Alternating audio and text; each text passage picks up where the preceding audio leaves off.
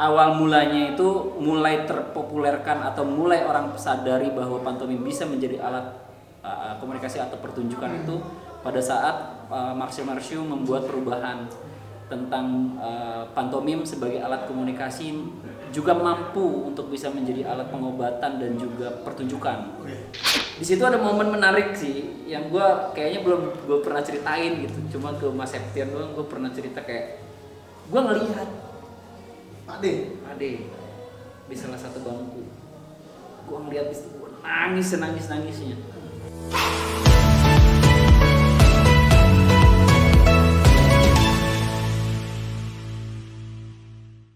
2012 sampai sekarang 2023 mungkin pasti banyak penggalian pantom itu apa, sejarahnya apa, terus perkembangan di Indonesia itu kayak gimana, Bogor pun gimana. Cuma gue penasaran di satu tentang pantomim. Kenapa pantomim lebih identik hitam putih? Iya, kenapa ya? Gue menemukan warna-warni itu di pantomim semenjak nonton SDM. Iya. Sedang di Dimas. Dan gue dikejutkan dengan ada suara dari situ, dari para aktor gitu. Nah, katanya gini kok iya. Yang pertama lu dah, kenapa hitam putih sih? Kalau saya baca dari beberapa referensi ya Man, kalau tadi awalnya saya nggak cinta dan akhirnya saya mempelajari pantomim secara romantis kalau saya bilang, bukan secara akademisi ya, tapi secara romantis. Kalau secara romantis itu ada dulu kendalanya baru saya pelajari gitu kan.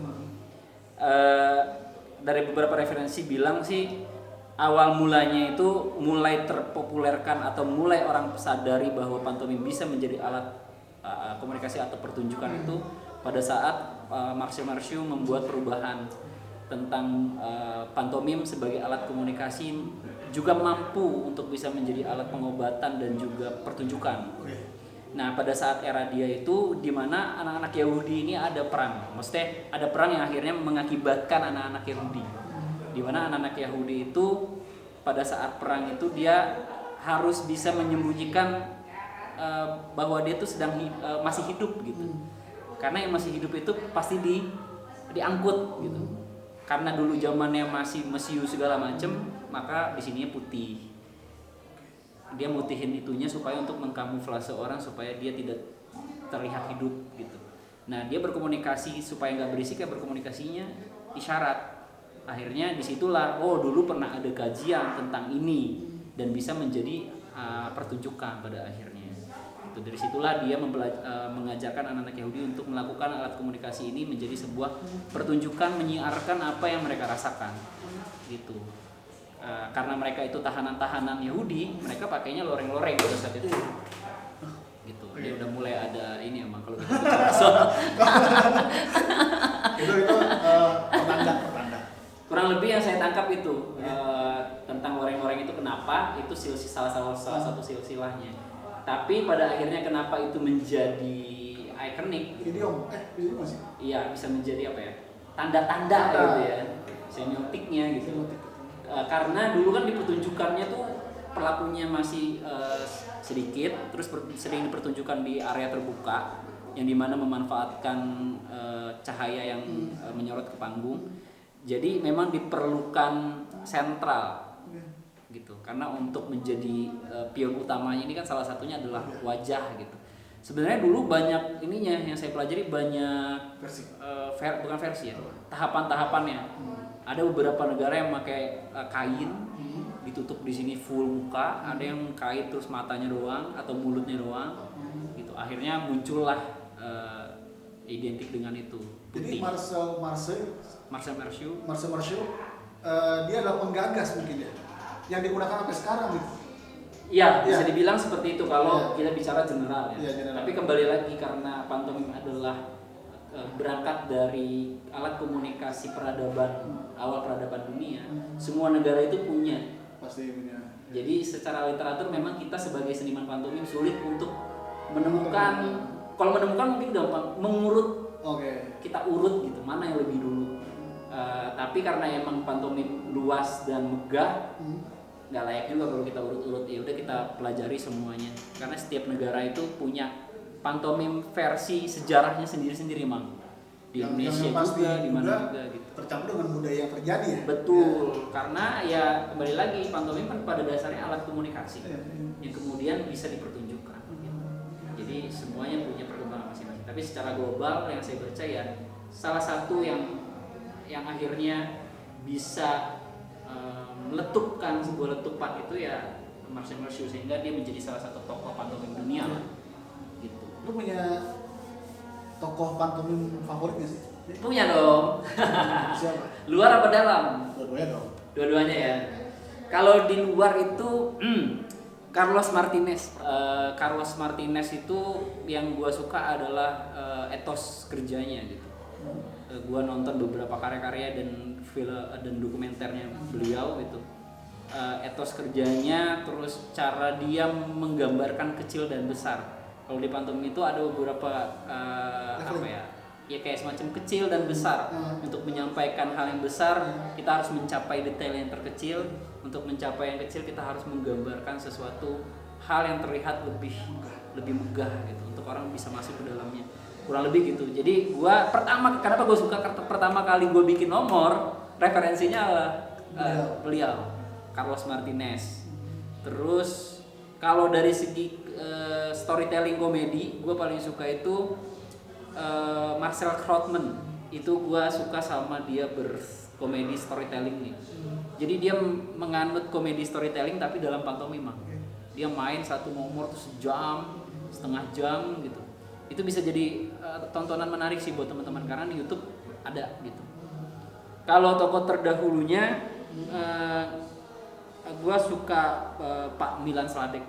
Dari dalam nih, almarhum Jamil Supardi, Ayu Unru, Stephen Yui Cahyo, apa lagi ya? Dari tiga itulah. Nggak poin-poinnya gitu. Pandangan lu dari tiga orang ini lah. Oke, pandangan ya. Yang pertama kan Bapak Pantomim Indonesia ya. Mas Jemek, Iya, Pak D Jemek almarhum. Jogja. Saya ada satu cerita menarik sih.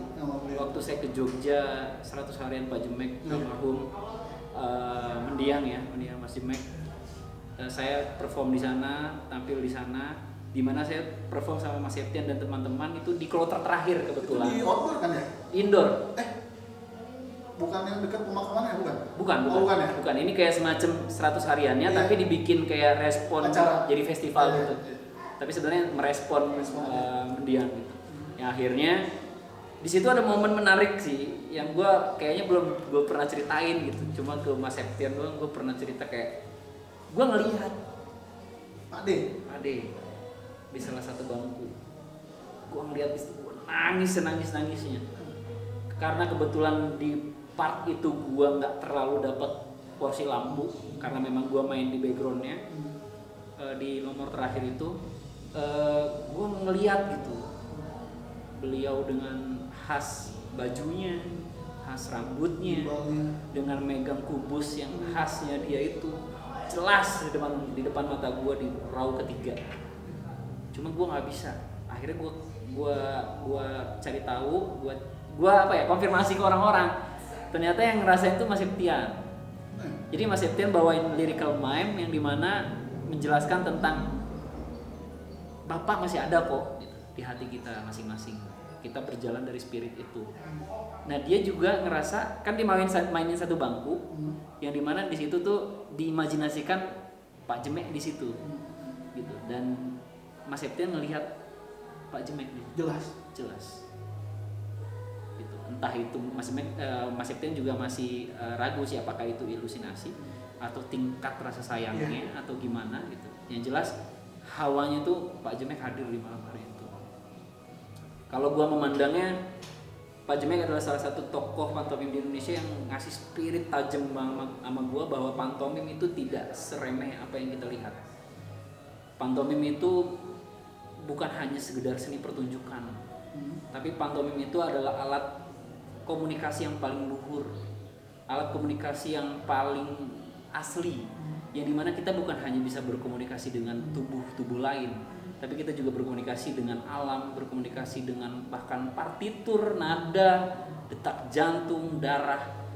Makanya salah satu gerakan beliau yang saya kagumi dan saya merasakan betul gitu ya tentang apa yang ingin dia sampaikan, dengan gerakan tangannya dia ngelihat ke atas, terus perlahan gitu, gerakan-gerakan smooth, gerakan-gerakan perlahan Mas Jemek itu tuh buat kita yang muda-muda tuh kalau ngomong kasar kayak anjing gitu, nyampe banget. Dan saya kagumnya adalah belum pernah ada kayaknya yang saya lihat dan pengetahuan saya ngelihat ada mimer dengan usianya yang memang sudah Pak D di usia kita gitu ya, tapi bisa menyerap penonton sampai ke anak-anak dengan gaya berpantomim seperti itu, Mang. Dan dia kalau nggak salah ciri khasnya lebih ke ruang publik ya. Iya, di kuburan, di sungai, ya kan. Nomor 2 nih, Yayu Undru. Pak Yayu. Saya suka sama Sorot Mata. Menurut saya yang mungkin juga terus saya masukin ke dalam diri saya adalah sorot mata. Itu yang selalu menjadi salah satu kunci selain lantai, selain yang lain-lain. Karena sorot mata itu apa ya disebutnya ya? Dibilang porsi utama juga bukan, tapi dia pelengkap yang ibaratnya merangkul atau menyerap itu gitu. Artinya dalam proses delivery sorot mata adalah kunciannya gitu. Dan itu bukan hanya mata itu, kalau dalam yang saya pelajari bukan hanya sekedar mendelivery, ayo lu ngerti apa yang gue sampein, gue begini, bukan hanya sekedar itu, tapi juga menggambarkan sosok imajiner yang sedang kita ceritakan. Nah, Mas Yayu ya, saya suka sama itunya mah. Ketika dia main dalam satu box kecil, meskipun box itu adalah imajiner, dia nyampein matanya itu tuh kan, ketika boxnya semakin kecil, semakin susah jangkauan kita untuk bisa menggrab pandangan orang, apalagi kotaknya adalah imajinasi. Artinya kan perlu kedisiplinan untuk akhirnya benar-benar menyatakan bahwa kotak ini ada, terus pandangan gue sempit. Nah, untuk merealitakan bahwa pandangannya sempit dan terjangkau dan terkoneksi sama kita, itu menurut gue susah banget gitu. Dan bukan hanya itu, banyak permainan-permainan beliau yang gue tuh tertarik sama cara mengelola atau cara memanajerial sorotan mata itu. Nggak kurang, nggak lebih gitu, tapi pas banget. Itu sih, gua kagum sama itu. Yang ketiga, Guru Mas Septian. Ini kalau yang saya suka-suka itu maksudnya dari penampilannya ya. Kalau soal yang lain-lain mas saya sangat menghormati ketiganya. Kalau Mas Septian, yang saya suka dari penampilannya itu adalah ini dia. Mas Septian sudah berpantomim meskipun tidak menggerakkan apa-apa. Itu tuh. Tapi sebenarnya karena gue sudah terlalu lama sama beliau ya, jadi ini nggak bisa menjadi acuan juga, tapi yang gue rasain gitu. Dan gue konfirmasi sama teman-teman yang kemarin nonton Juang di Bogor gitu, ketika tirai dibuka, Mas Septian cuma ngangkatin tangannya dia sambil muter aja, itu aja orang sudah menangkap banyak hal dari pertunjukan itu, udah merasakan banyak, udah ada yang nangis, udah ada yang terkesima, artinya nyampe gitu, kita tuh satu frekuensi sama dia. Nah, maksud gue yang paling susah di pantomim adalah mencuri itu perhatian di titik awal sebelum lu berpantomim, tapi lu udah hadir sebagai tokoh pantomim gitu. Artinya sebelum lu melakukan kegiatan berpantomim, meniru sesuatu atau menyampaikan sesuatu dari gerak tiruan atau perasaan atau yang lainnya, lu udah melakukan itu gitu. Sudah hadir gitu. Entah dengan teknik pemunculannya, teknik pemunculan itu kan bukan hanya sekedar lu datang masuk ngagetin gitu ya, yang kita tahu gitu, yang kita belajar gitu, tapi bagaimana caranya dulu dari depan, tapi switch itu sudah hitungan detik. Emang nonton juga kan? Gitu, kayak anjir, ini itu yang menurut gua pelajari sih, bagaimana caranya Mas Septian bisa meletakkan porsi itu. Yang gue rasain itu ketika gue udah kan MC udah lama sebenarnya. MC dulu ya mungkin ya. MC dulu bahkan gitu. Stand up dulu segala macem. Cuma pas gue udah hadir sebagai pelaku pantomim yang kemudian gue nge-MC, fleksibilitasnya lebih tinggi, Bang.